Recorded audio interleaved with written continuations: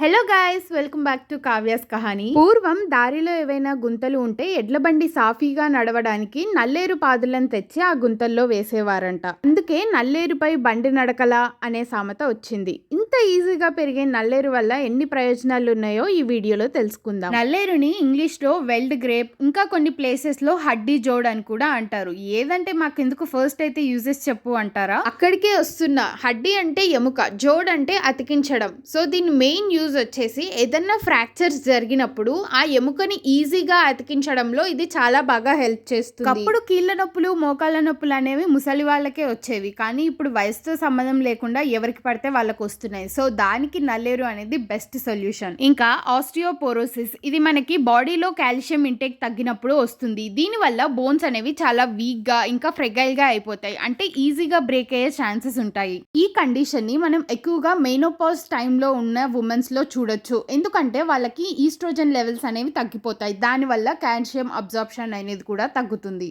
నల్లేరుని తీసుకోవడం వల్ల మన బాడీలో కాల్షియం అబ్జార్ప్షన్ పెరిగి బోన్ స్ట్రెంగ్త్ అనేది పెంచుతుంది. ఈ నల్లేరు బోన్స్ కి సంబంధించిన ఎలాంటి ప్రాబ్లమ్స్ ని అయినా క్యూర్ చేయడంలో హెల్ప్ చేస్తుంది. అంతేకాకుండా నల్లేరు బ్లడ్ షుగర్ లెవెల్స్ ని, అలాగే బ్లడ్ క్లాటింగ్స్ ని కూడా తగ్గిస్తుంది. అలాగే ఉమెన్స్ లో రెగ్యులర్ పీరియడ్స్ రావడానికి హెల్ప్ చేస్తుంది. ఈ నల్లేరులో ఫైబర్ కంటెంట్ అనేది ఎక్కువగా ఉంటుంది. దానివల్ల డైజెస్టివ్ ప్రాబ్లమ్స్ కూడా రాకుండా ఉంటాయి. అలాగే ఆస్తమాని కూడా ప్రివెంట్ చేస్తుంది. స్కిన్ కాలినప్పుడు దాని మీద నల్లేరు గుజ్జు అప్లై చేస్తే తొందరగా హీల్ అవుతుంది. దీంట్లో విటమిన్ సి అనేది చాలా ఎక్కువగా ఉంటుంది. దానివల్ల ఇది స్కిన్ కి కూడా చాలా హెల్దీ. ఇవన్నీ సైంటిఫికల్ గా ప్రూవ్ అయ్యాయి. సో ఇప్పుడు మెయిన్ క్వశ్చన్ ఏంటి అంటే, ఇన్ని హెల్త్ బెనిఫిట్స్ ఉన్న నల్లేరుని ఎలా తీసుకోవాలి? చాలా మందికి తెలిసింది ఏంటంటే నల్లేరుతో పచ్చడి చేస్తారు. అంతేకాదు నల్లేరుతో రొట్టెలు చేసుకుంటారు, కూరలు చేసుకుంటారు, ఒడియాలు కూడా పెట్టుకుంటారు. నల్లేరు ఇంట్లో అవైలబుల్గా ఉన్న వాళ్ళు ఫ్రెష్గా రోటి పచ్చడి చేసుకొని ఒక పూటకు సరిపడేలాగా తినేసేయచ్చు. లేదు అంటే ఇలా నల్లేరు కాడలను తీసుకొని బాగా ఎండకి ఎండపెట్టిన తర్వాత ఇలా ఎండిపోతాయి, అప్పుడు మనం పౌడర్ చేసుకొని తీసుకోవచ్చు.